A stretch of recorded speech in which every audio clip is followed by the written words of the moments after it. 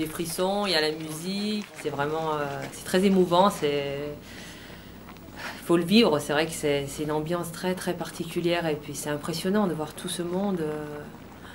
C'est vrai quand j'ai fini deuxième par exemple sur cette course, on se dit mais pourquoi moi par rapport à tant de filles, tant d'hommes qui courent, c'est magique. Hein.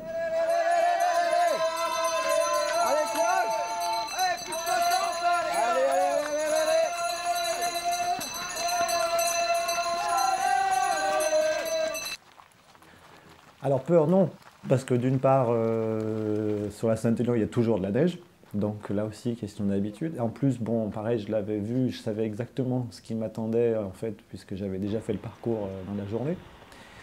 Donc peur, pas du tout, non. En fait, ce qui m'a juste surpris, c'est qu'elle était finalement plus gelée qu'à l'aller. Et donc, il allait falloir finalement utiliser les chaînes beaucoup plus que ce que je pensais au départ, dans la mesure où il y avait beaucoup plus de verglas, notamment sur cette partie-là.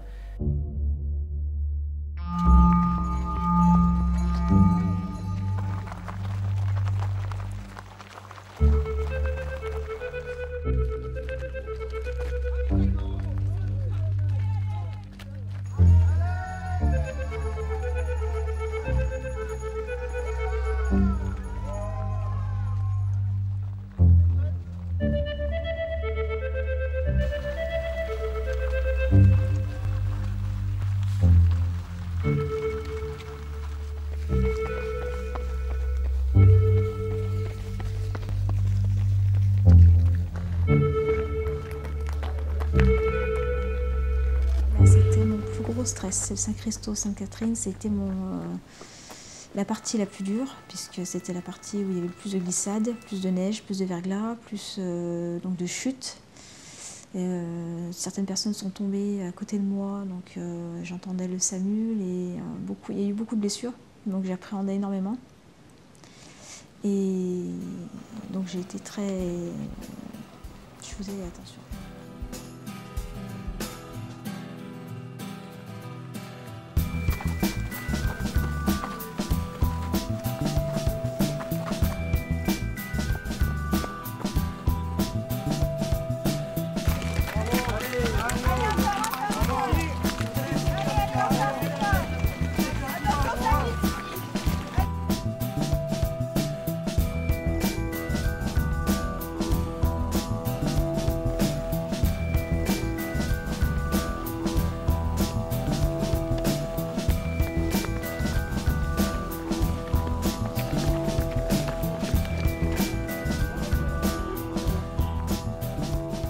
C'est les conditions que je me donne. Je ne bois pas parce que je me connais. Si je commence à boire, je ne m'arrêterai pas de boire. Donc je préfère pas boire du tout. Et en fait, je cours avec un chewing-gum.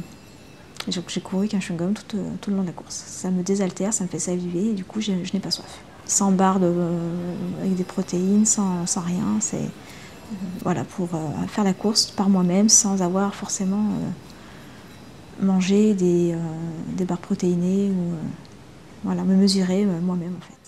Non, les ravitaillements, je les passais, je ne m'arrêtais pas.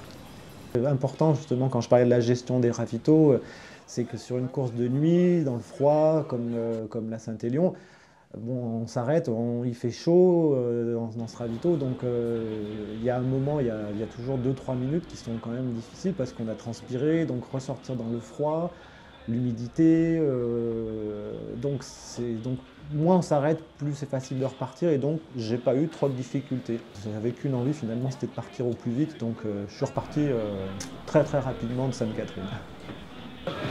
Ça va? Ouais. T'es arrivé depuis longtemps là? Ah, il y a 5-10 minutes. Mais j'ai pris des crampes là, j'ai été obligé de m'arrêter. Il est parti Greg? Ouais, je sais pas. Il est à fond les balais lui. Ouais, il est à fond.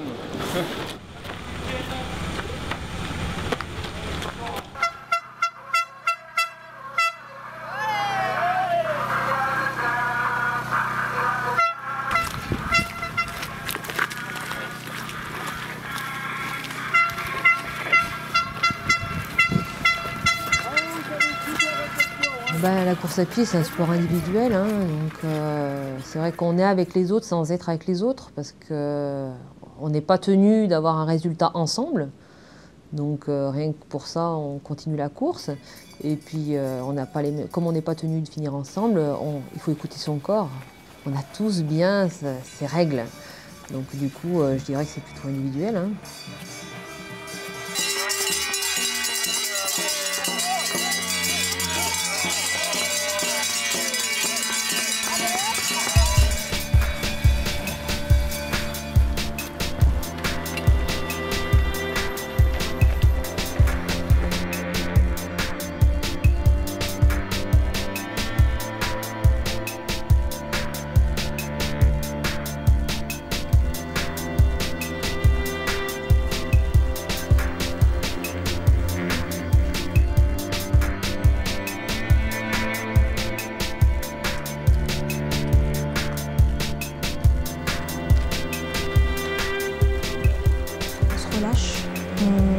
Bon, il fait jour, donc on voit les personnes avec qui on discute et on a tendance à discuter, à prendre le temps de se parler.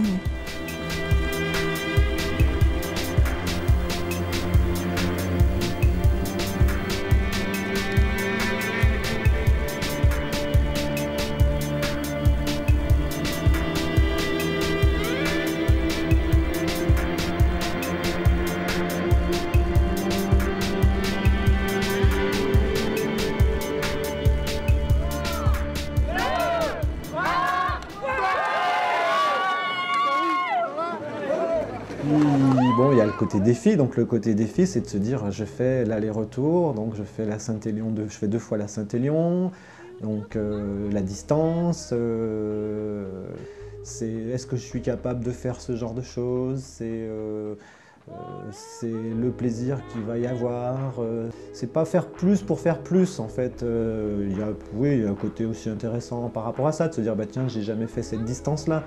Mais c'est plus par rapport à ce que ça peut apporter en termes de plaisir, d'échange, de rencontres, d'émotions que ça va procurer, de ressenti, de plaisir, quoi.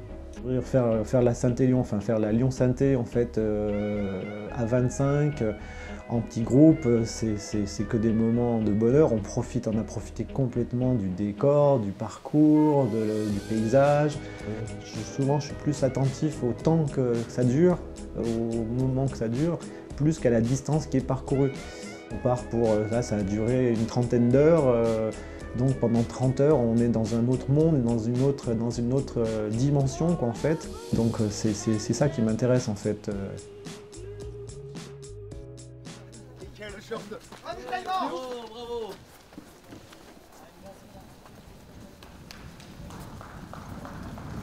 J'évite. Tous les endroits agréables, je les évite. Parce que ça donne trop envie d'y rester. Donc il faut éviter tous les endroits agréables, parce que si vous y arrêtez trop longtemps, ça coupe les jambes en fait, hein.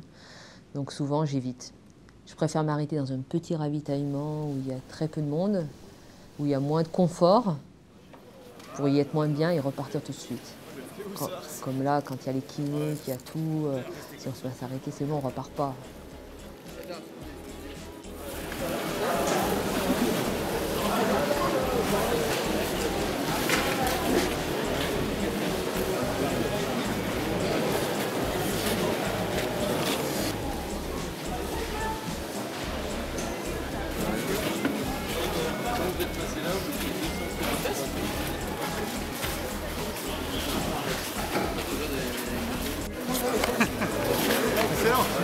Ouais, tu m'étonnes. Oh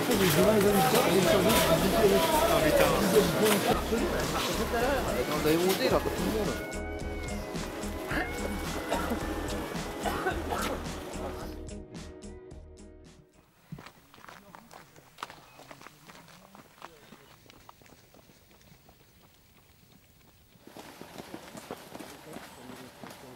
Mais c'est vrai que mon meilleur moment, c'était quand j'ai ouvert mon portable, que j'ai eu tous ces messages de soutien, alors que toute la nuit j'ai couru, j'étais dans ma bulle.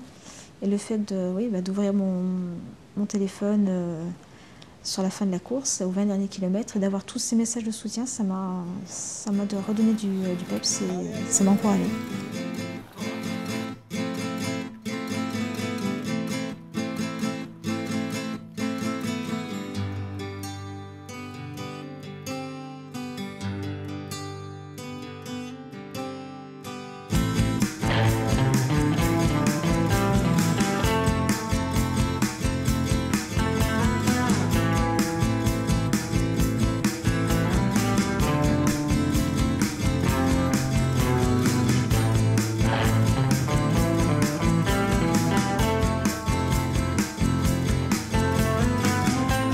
quand même qui est mythique.